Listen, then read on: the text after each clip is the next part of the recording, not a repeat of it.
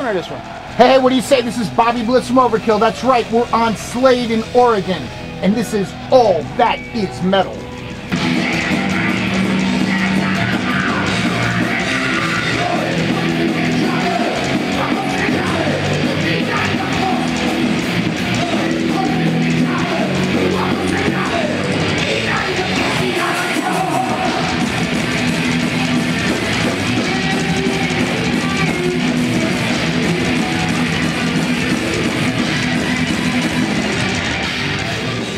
There's a whole bunch of different things I like about Portland. I mean, first and foremost, I like playing. I mean, you don't do this unless you like doing it. So you kind of look forward to the gigs, and you always try to outdo the last thing.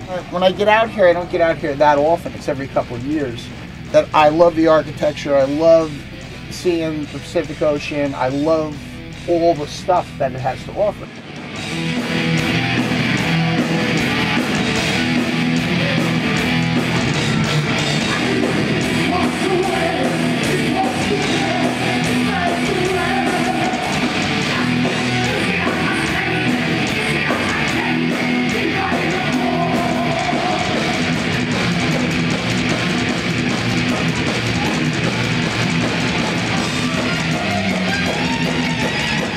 I started touring in '86, and touring now for, I guess, a 24-year period is, or 23 years, whatever it is. My math's not that great.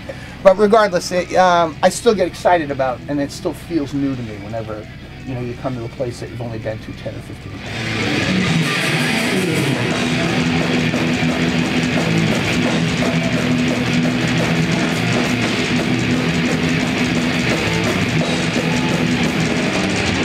I've known my partner Dee Dee for going up 32 years now. So, that plan is now pretty much set in stone. So there's a huge difference right there, because I think that if we're back in the 80s and we're just doing what we do and looking for that, gut reaction, that was always the thing that when I knew it was right, I could feel it in my stomach, in my guts. Not that there was a planned issue. Now it's more of a planned issue. There's almost a formula to it. But there still has to be that same kind of desire that was back then, or that hunger for it, that has carried through for these, 2+ decades at this point.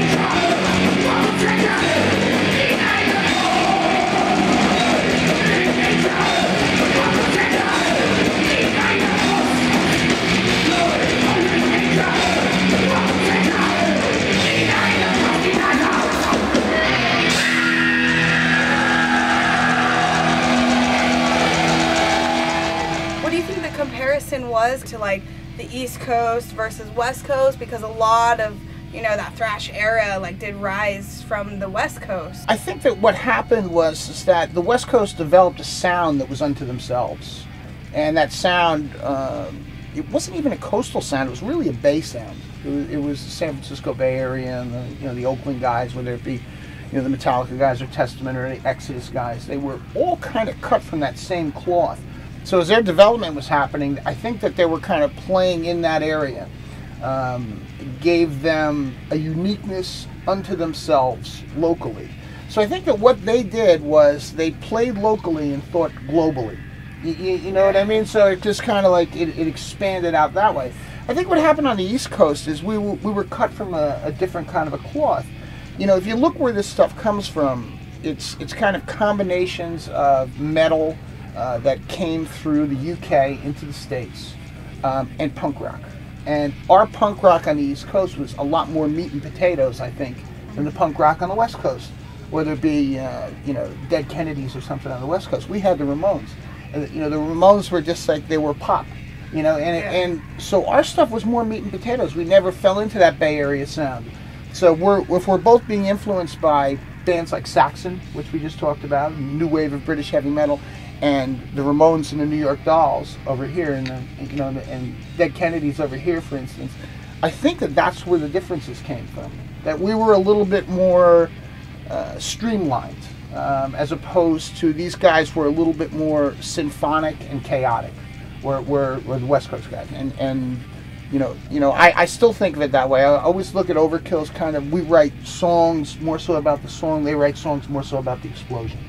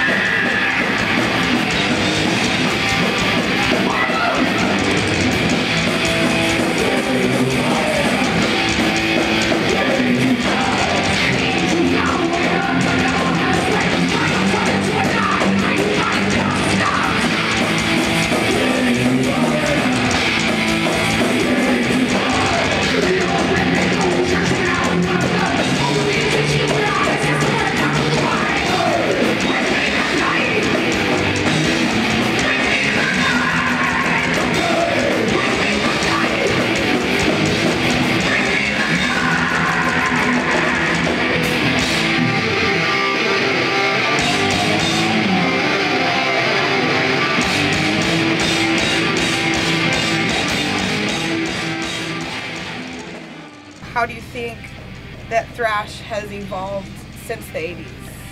Well, geez, I mean, in the 80s it was really unknown territory. I think that was really the excitement about it, was that we didn't know what we were doing. We were just doing something. There was no plan. The plan was being developed day by day, regardless if people were doing it in California or in Essen, Germany, like Creator, who we're touring with, or whether it be in South America. So the plan was taking shape as it was coming together. How difficult has it been for you and Dee Dee to keep it going after all these years? It's how you perceive change to be, when our first changes came up, it was devastating to us. I mean, we didn't understand how to perceive change. This was, we were kids. We were in this for life, and therefore everyone else should be, if that's the way we're thinking, including other members. I think, though, that once we had our first change, and that was a drummer change, that we knew then that change could be a good thing. That we actually added a guy who was a better drummer. Maybe not better in starting the band the way the original drummer did, or helped to start the band, but his talents brought us kind of to another level. And I think that during that era, after that change, we wrote some of our best stuff after that change. So that being our first experience with change, we've kind of had a good experience with it. So we perceive it to be something that, hey, how do we manipulate this change? How do we make it happen for our positive outcome, for better results? So it's not really that hard. You treat people nice, you come out here, you have some fun, you have a beer at 6 o'clock in the evening.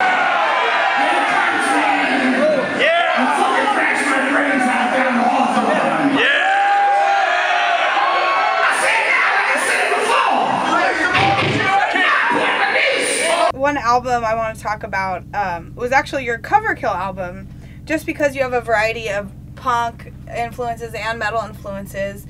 Like, how, I guess, hard was it to pick those specific songs? It really wasn't, and I'll tell you why. Because that record, when records happened, when there was vinyl and even the CD, there was the Japanese market required always an extra track. And instead of us writing a track, we would play something that came into our mind, whether it be a Sabbath tune, or whether it be a Manowar tune, or a punk tune.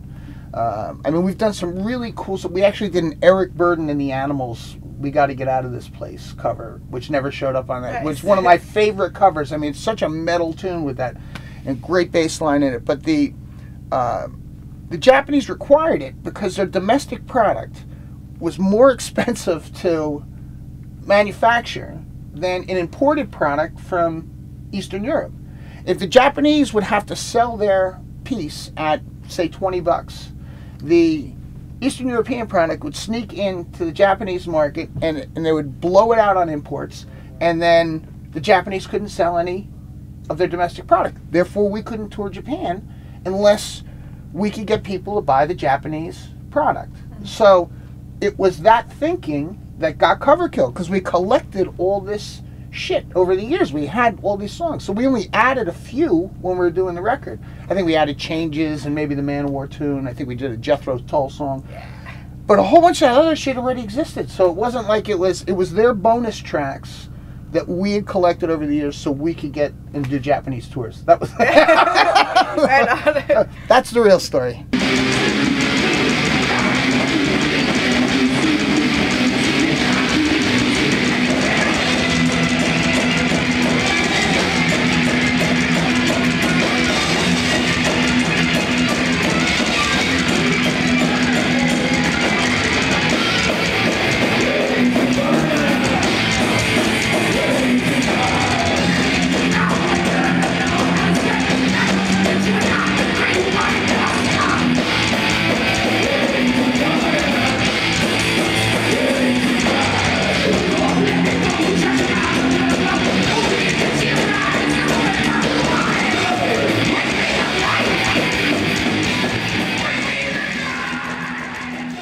Can you reveal something to us about your upcoming album?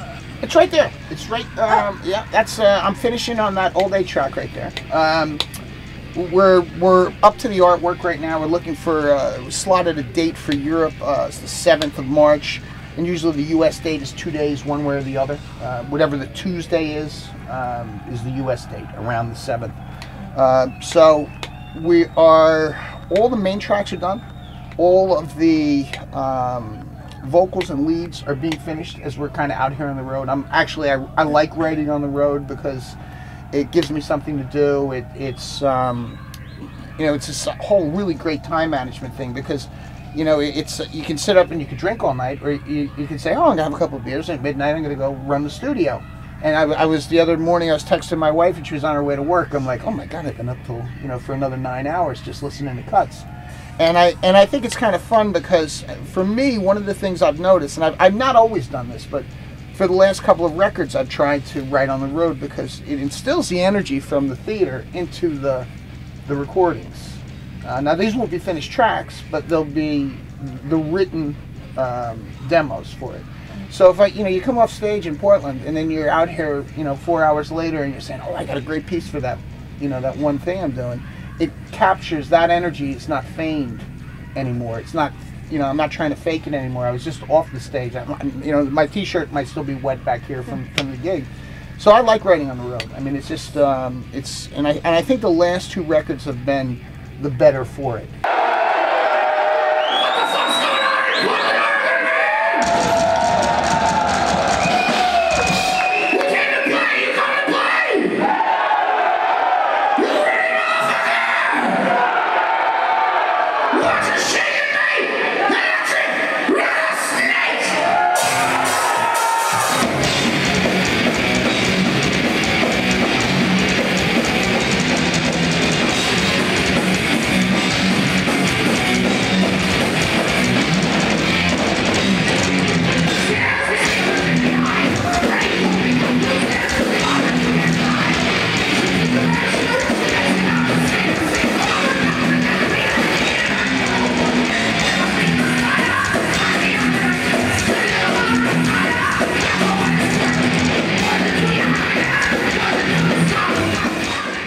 Can you reveal something to us about the creative process behind this album? It's pretty simple. I mean, we've had a formula since the 90s, and it starts with Dee, and he really collects riffs, and he just collects and collects and collects, and they eventually develop these songs. And he actually does a sit-down period where he's by himself for a while, and then writes out kind of a structure for each one that we've decided on. Wow, that's a great riff. And sometimes he surprises me with something, just throws something in and says, oh, maybe you'd like to work on this. And then it goes through the process of the guys. I mean, you can't really, it's not a band if you're telling them what to play. I mean, we discuss things back and forth. And from there it develops into demos. From demos it comes to me, and then I kind of put the roof on the house. You know, I mean, if they're the foundation and the frame on the roof, but all the way through, you're bouncing it off the other people. That's really how it works. I mean, you know, we come from kind of an old school mentality with regard to recording. I mean, we do use modern technology. We use the Pro Tools type setups because you get instantaneous information. I mean, we got Dave in Florida and we got Dee Dee in New Jersey. And if I have an idea, I can get it to them, you know, via the net, you know, and they can sit down and plug it into their stuff and go, wow, that's really cool. I have another idea for that. So we use that modern technology, but we still do it with kind of an old school mentality of face-to-face contact, sitting in a room, popping a beer, you know, let's go out and get a pizza and discuss this kind of a thing. So we do that kind of we do that combination. And I think it would be really hard for us to only be tech-based, you know, because we don't come from there, you know. I mean, I don't even have a Facebook, you know? I still collect tapes. So. Right. I mean, you know, whatever your thing is, and you collect tapes for a reason. Yeah. Because that's maybe where you come from. I stole all my mom's from back in the day, so it's like, I'll take your Molly Hatchet. There's the confession. I knew it, April.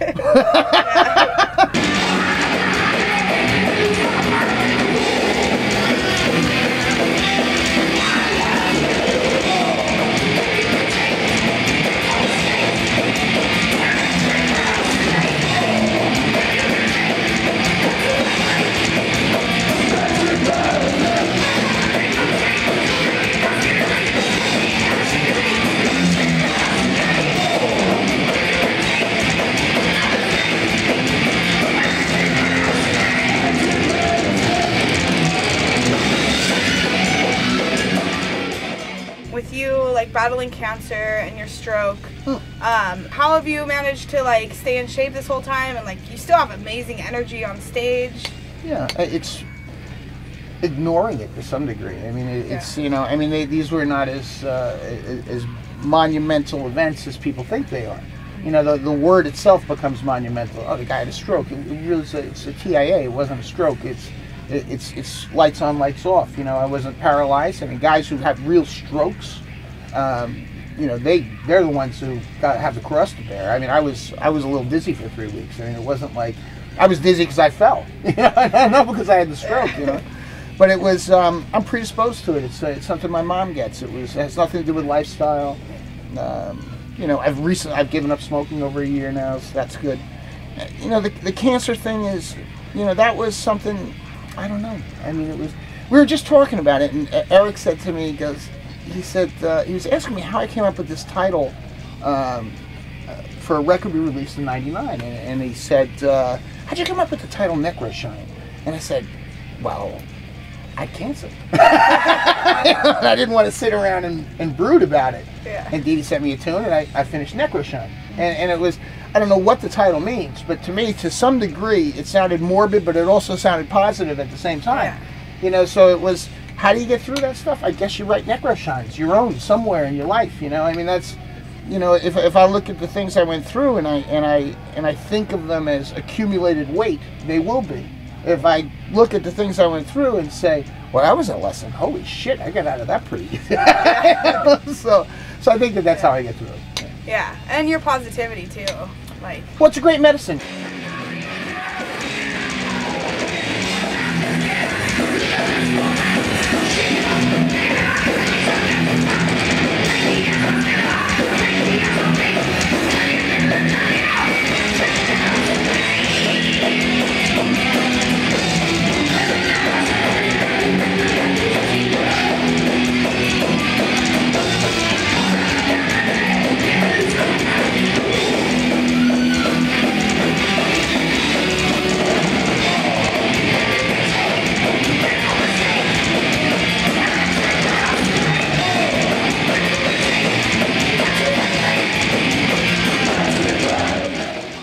One of the greatest things I've ever received in life is being part of this community, because, you know, we're all to some degree a bunch of losers when we're by ourselves, you know, but for some reason when we get together, I mean, we move mountains and we run through walls, and that's the, you know, and that to me is like, it's an amazing concept that the man by himself or a woman by herself is not as powerful as with that group. And I think that that's you know, a great testimony to what this scene is about and why it's lasted and had value for as long as it has.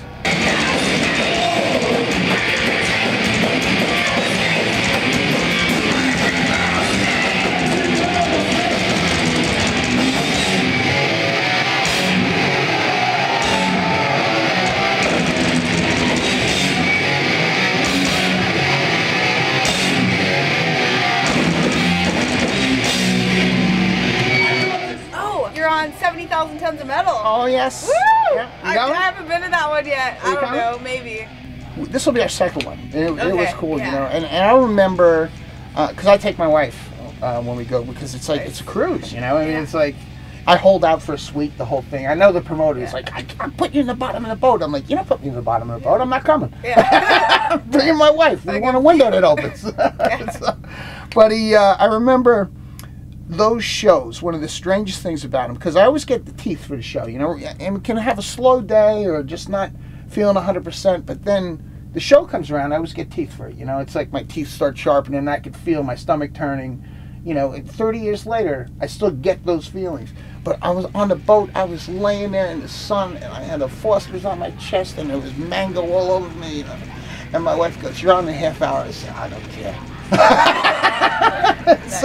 So it's a really unusual place to do a show, but they were cool shows. We had a good time. I have a friend that's gone the last 2 times. Yeah. And so I might go. I'm saving my money. Maybe taxes. Sladen, Oregon needs sponsors. Send April. Send April. Yeah. Send.